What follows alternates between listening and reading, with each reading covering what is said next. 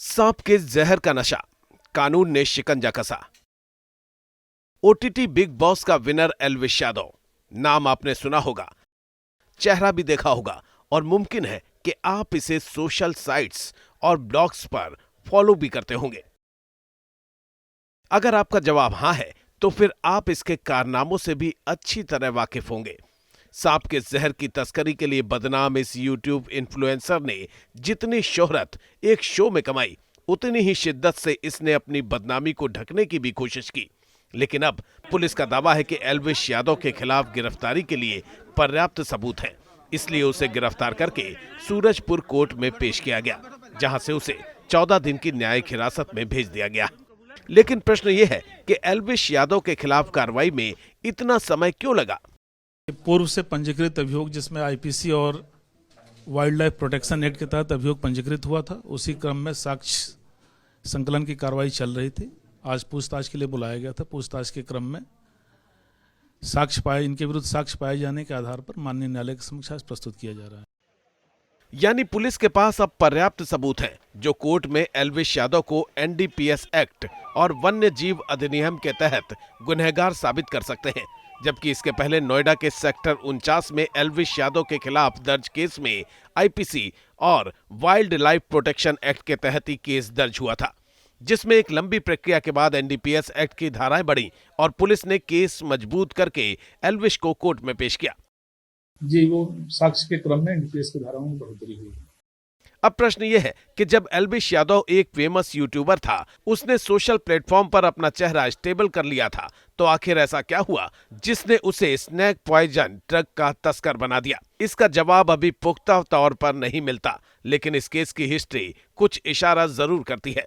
क्या है ये हिस्ट्री, इसे भी समझ लीजिए। रेव पार्टी का स्याह सच, पैसा और नशे की लत। रेव पार्टी के नाम से आप वाकिफ होंगे। एक ऐसी पार्टी जिसमें पैसा और नशा पानी की तरह बहता है। रईस परिवार के वो लोग जो नए नए घातक नशे के शौकीन होते हैं, उनके लिए इस तरह की पार्टी जन्नत से कम नहीं होती। वो पैसे फेंकते हैं और मनचाहा नशा करते हैं, वो भी बेहद गोपनीय तरीके से। कई बार ऐसी पार्टीज पर पुलिस का छापा पड़ा है, बड़े खुलासे भी हुए हैं। हालांकि एक वो दौर भी था जब ज्यादातर चेहरे पैसों के जोर पर उजागर नहीं हो पाते थे, लेकिन अब दौर बदल गया है। इसलिए नाम और चेहरा पैसे की कितनी भी धौंस क्यों ना दिखाए, उसका बच पाना मुश्किल हो गया है। ऐसा ही एक चेहरा बन गया है Elvish Yadav, big boss fame और यूट्यूब इन्फ्लुएंसर, जो कानून के शिकंजे में फंस गया, लेकिन नशा करने के आरोप में नहीं, बल्कि नशे का कारोबार करने के आरोप में, वो भी भारत की सबसे जहरीली प्रजाति के सांप करैत के जहर का। सुनने में थोड़ा अजीब लगेगा, लेकिन ये सच है। उस वक्त जयपुर लैब से रिपोर्ट आई थी, उसके बाद नोएडा पुलिस की जो चार्जशीट है, उस चार्जशीट को लगातार तैयार किया जा रहा था और इस केस में गिरफ्तार सभी आरोपियों के बयानों को आधार मानते हुए एल्विश यादव से तकरीबन 1.5 घंटे तक पूछताछ की गई। और पूछताछ के बाद जब पुलिस अधिकारी उसके सवालों के जवाब से असंतुष्ट नजर आए तो उसको गिरफ्तार किया। गिरफ्तार करने के बाद मेडिकल कराया और उसके बाद एल्विश यादव को सूरजपुर कोर्ट में पेश किया। सूरजपुर कोर्ट में सुनवाई के बाद एल्विश यादव की दलील या नोएडा पुलिस की जो जाँच रिपोर्ट थी उसको रखा गया था, जिसमें मजिस्ट्रेट द्वारा एल्विश यादव को 14 दिन के लिए न्यायिक हिरासत में भेज दिया गया है। दरअसल पिछले वर्ष 1 नवंबर को नोएडा पुलिस ने एल्विश यादव के खिलाफ एक मामला दर्ज किया था। मामले में एल्विश यादव पर आरोप था कि वो रेव पार्टीज में जहरीले सांपों का जहर सप्लाई करता है। इस आरोप की पृष्ठभूमि थी एल्विश यादव की एक ऐसी तस्वीर जिसमें वो जिंदा करैत सांप के साथ दिखा था, जिसके बाद मेनका गांधी की संस्था पीपल्स फॉर एनिमल्स ऑर्गेनाइजेशन ने एल्विश के खिलाफ एफआईआर की। नोएडा के सेक्टर 49 में दर्ज हुई रिपोर्ट में कहा गया कि एल्विश जिंदा सांपों के साथ दिल्ली एनसीआर के एक फार्म हाउस में वीडियो शूट कराता है और इन्हीं जगहों पर आयोजित रेप पार्टियों में इन सांपों के जहर का इस्तेमाल नशे के लिए किया जाता है। एफआईआर के बाद एक्टिव हुई पुलिस ने नोएडा के ही सेक्टर 51 के एक बैंक्वेट हॉल में रखी गई पार्टी में छापा मारा।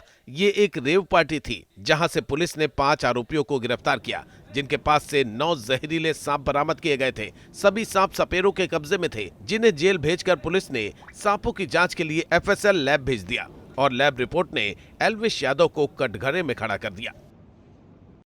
दरअसल एफएसएल लैब की रिपोर्ट में पाया गया कि पार्टी में पकड़े गए सांप जहरीले थे। हालांकि ये केस वन्य अधिनियम के तहत उसी समय बड़ा हो गया था जब पशु चिकित्सा विभाग ने रेस्क्यू किए गए 9 सांपों की विष ग्रंथियां गायब बताई थीं और मौके से गिरफ्तार किए गए राहुल यादव के पास से 20 मिलीग्राम जहर भी बरामद हुआ था, जिसने एल्विश के खिलाफ केस मजबूत कर दिया। और फिर राहुल का ही एक ऑडियो क्लिप वायरल हुआ जिसमें उसने कबूल किया कि एल्विश यादव ने ही पार्टी में ड्रग्स पहुंचाई थी। हालांकि तब एल्विश यादव ने खुद को बेगुनाह बताने की भरसक कोशिश की थी। पर नोएडा के सेक्टर 20 थाने में इस केस से जुड़ी तफ्तीश शुरू हो गई और एल्विश यादव पर शिकंजा कसता चला गया, जिसमें एनडीपीएस एक्ट की धारा जोड़कर एल्विश यादव पर पूरी तरह शिकंजा कस दिया गया।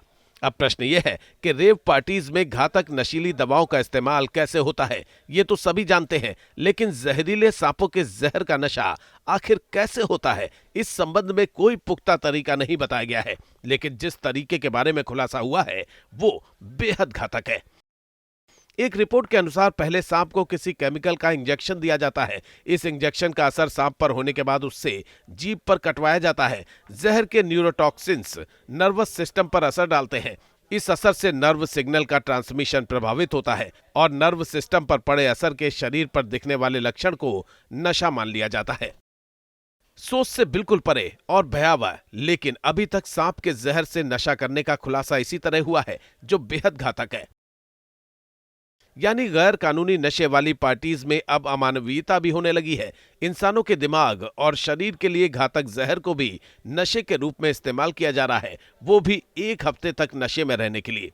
और इसके कारोबार के आरोप में यूट्यूबर एल्विश यादव बुरी तरह घिर गया। खुलासा यह है कि एल्विश यादव की इन पार्टीज में बदरपुर से सांप लाए जाते थे और इन जहरीले सांपों के इंतजाम की जिम्मेदारी राहुल यादव पर थी, जो डिमांड के अनुसार सपेरों से लेकर ट्रेनर और बाकी चीजें प्रोवाइड करवाता था और पर्दे के पीछे इसे ऑपरेट करता था एल्विश यादव।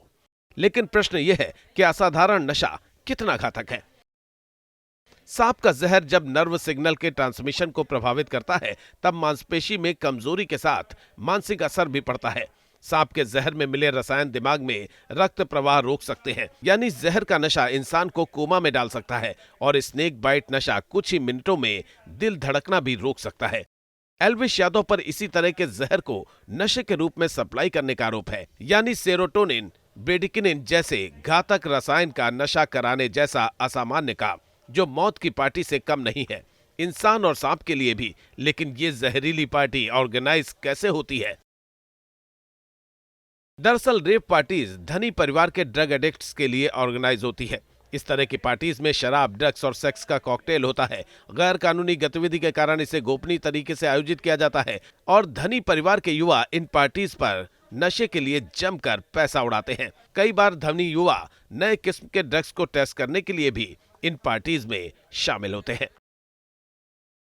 और इस तरह की पार्टीज के इनविटेशन भी उन्हें कोड वर्ड में मिलते हैं। ज्यादातर रेव पार्टीज सर्किल में शामिल लोग ही करते हैं और इस सर्किल में जब जान पहचान के लोग जुड़ते हैं तो इस तरह की पार्टीज का विस्तार भी होता है।